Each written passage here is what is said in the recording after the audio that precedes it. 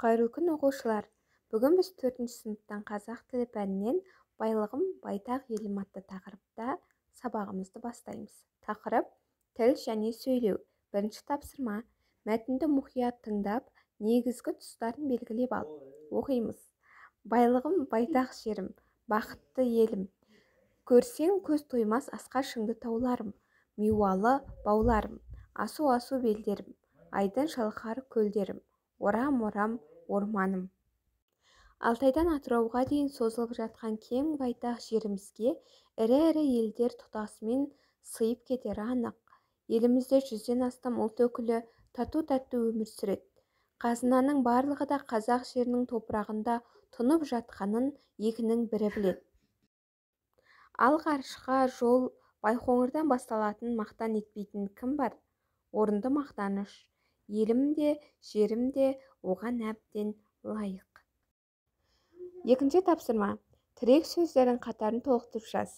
Байлық, байтақ жер, бақытты ел, асқа шыңды таулар. Енді мәтіннен тағы да тірек сөздер іздейміз. Миуалы баулар, асу-асу белдер, айдын шалқар көлдер, орам-орам таулар. Осы тірек сөздердің көмегімен мәтіннің мазмұнын айтып көр. Яғни жаңа оқыған мәтін бізді не жайлы? Яғни қазақ елінің сондай көп байлықтарға толы мекен екендігі, оның құтты жер екендігі айтылды. Келесі тапсырма.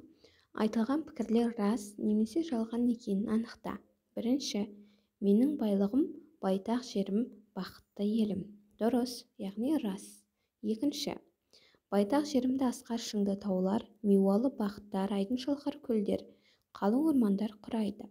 Бұл да рас. Үшінші, қазақ даласы Алтайдан Атырауға дейін созылып жатыр. Дұрыс. Төртінші, 50-ден астам ұлт өкілдері бізбен бірге тату-тәтті өмір сүруде. Бұл жерде, яғни жалған ақпарат. Себебі 50 емес, біздің елімізде 100-ден астам ұлт өкілдері тату-тәтті өмір сүріп жатыр. Бесінші, жер қойнауымыз алтын мен күміске, темір мен көмірге, мұнай мен газға бай. Дұрыс. Алтыншы, мен жерімнің байлығын, елімнің бірлігін мақтан етемін. Бұл да рас ақпарат. Келесі 5-ші тапсырма. Шығармашылық үзіліс.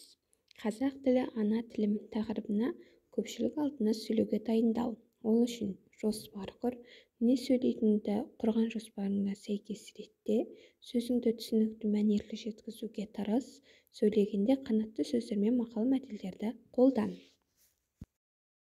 Мысалы, халқымыздың бойында жинақталған асыл мұраларымызды еске алып отырсақ, олардың бізге қымбат әрі қастерлі екендігін ұға түскендей боламыз.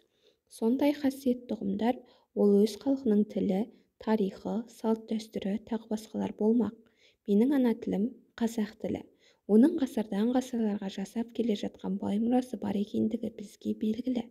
Халқымыз ежелден-ақ тіл өнеріне аса ден қойған халық. Тіпті ұлтымызда асыл ана тілімізге арналған мақал-мәтел, түрлі нақыл сөздерде көптеп кездеседі. Халқымыз мысалы, өнер алды қызыл тіл деп тіл өнерін аса жоғары бағалады. Сондықтан да сол кезеңде тіл өнерін биік меңгерген адамдарды шешен деп құрметтеген еді. Тарихымызда мұндай би шешен тұлғаларымыз аз болмаған. Оқушылар, каналға тіркелуді ұмытпаймыз. Міндетті түрде каналға тіркеліп, достарымызға жібереміз. Сонда ғана күнделікті тапсырмалар шығып